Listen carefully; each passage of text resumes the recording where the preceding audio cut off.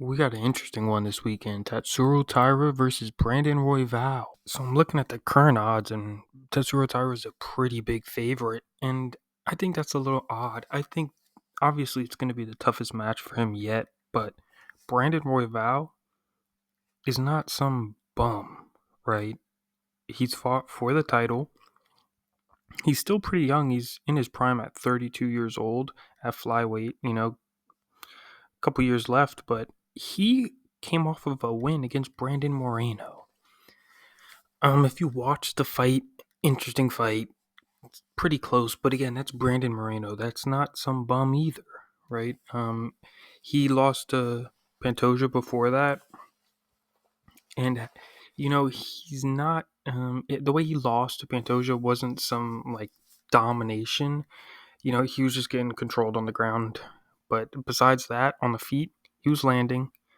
And he had some success, getting up from the takedowns, but he was just getting controlled on the ground. But we got his opponent, Tatsuro Taira, who I'm gonna be honest hasn't really fought the level of competition that Brandon Royval has yet. At 16-0, Brandon Royval's 16-7, but Royval's been around the flyweight division. He's fought basically everyone, I'd say.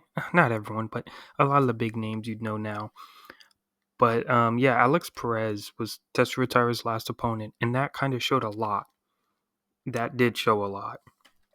Tatsuro Taira was getting hit a little bit, but the way he finished that fight, which you can see in the back of the thumbnail on this, when he went and was on his back, and I think it was he injured his leg. It might have been he injured his leg or whatever on that back take, standing back take, swinging his body around, just showed the IQ of Tatsuro Taira and how on the ground he's not going to have any issues, obviously. But Brandon Royval might. Brandon Royval might. His Brandon Royval's fight before the last one, when he fought for the title against Pantoja. Pantoja's good on the ground, but as of recently, Pantoja hasn't really been getting too many submissions, I'd say.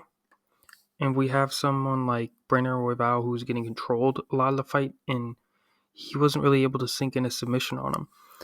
Pantoja seemed gassed a lot of the fight. I'll be honest, he was really fucking tired, it looked like. And he just couldn't get, Brandon Royval out of there. But I don't really think that says much about Brandon Royval. If you go to his other fights, I think that means more than that loss, because that loss was kind of like, yeah, he just really got controlled. That's really all it was. And I don't see Tatsuro Taira doing something like that. I see Tatsuro Taira probably. I think this is going to be a decision. It'd be interesting to see if Royval gets submitted, but I don't think this is an easy fight. The odds, I think, are a little wacky on here. I think Royval's a pretty crafty striker and might be able to catch Tatsuro Taira with something. That knee he landed up against Nicolau, I think it was. Maybe it was someone else. But Royval landed that knee, a nasty knee. Let's go with Nicolau because that's who I think it was. That might be an issue. His crafty striking might be an issue for Tatsuro Taira, who, on the feet's very, very, I don't want to say basic, but he's very fundamentally sound, I'd say. But he is hittable. But again, at this lower weight division, I think Tatsuro Taira most likely will be able to just take him down and control him.